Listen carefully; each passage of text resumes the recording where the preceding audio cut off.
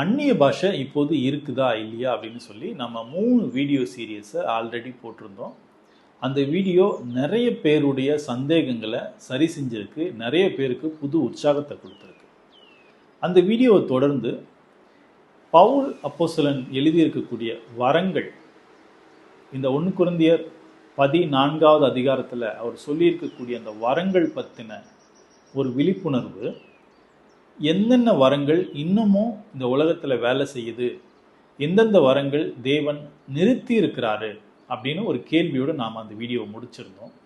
இப்போது எந்தெந்த வரங்கள் இந்த உலகத்தில் இப்போ வேலை செய்யறதில்லை அப்படின்னு பார்த்தீங்கன்னா, இந்த அந்நிய பாஷையினுடைய வரங்களை தேவன் பவுலுடைய காலங்களுக்கு அப்புறமே இது கொஞ்சம் கொஞ்சமாக இந்த வரங்கள் நின்று போயிடுச்சு அப்படின்னு நம்ம தெளிவாக புரிஞ்சிக்க முடியும். ஏன் அப்படின்னா, சுவிசேஷம் எப்போ இந்த உலகம் முழுக்க பரவிருச்சோ அதுக்கப்புறம் இந்த வரம் இந்த உலகத்தில் தேவைப்படாது. பிகாஸ் சுவிசேஷம் எல்லா மொழிகள்லேயும் வந்தாச்சு. எல்லா நாட்டிலையும் எல்லா லாங்குவேஜ் பேசுகிற இடத்துலையும் போதகர்கள் இருக்கிறாங்க, வேதம் இருக்குது, வேத புஸ்தகம், வெப்சைட் இப்படி நிறைய இருக்கிறதுனால ஒருத்தர் போய் இன்னொரு லாங்குவேஜ்காரர் சொல்லி கொடுத்து ஒருத்தங்களை கிறிஸ்துக்குள்ளே நடத்தணும் அப்படிங்கிற அவசியம் இல்லை. ஸோ அந்த வரம் இப்போ வேலை செய்யறதில்லை. அதே மாதிரி அற்புத அடையாளங்கள் செய்யக்கூடிய வரங்கள் கூட இந்த காலகட்டங்களில் தேவைப்படுறதில்லை.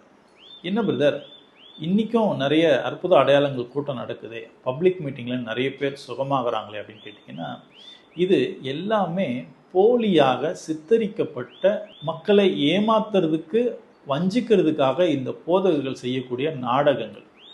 நீங்கள் ஒரு அற்புத அடையாள சுகமளிக்கிற கூட்டத்துக்கு ஒரு உண்மையிலேயே கை கால் விழுந்து போன யாராவது ஒருத்தர் அந்த கூட்டத்துக்கு கூட்டிகிட்டு போங்க.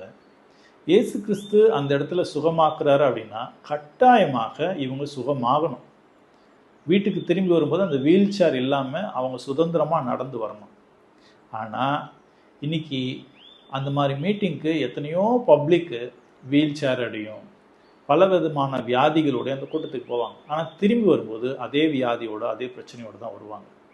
இதுக்கு என்ன ஆன்சர் சொல்லுவாங்க தெரியுமா இந்த போதகர்களும் மற்றவங்களும்? அவங்களுக்கு விசுவாசம் இல்லை, அதனால் அவங்களுக்கு சுகமடையலை. ஓகே, விசுவாசம் இல்லாமலாம் ஒருத்தர் அந்த கூட்டத்துக்கு வந்தாங்க?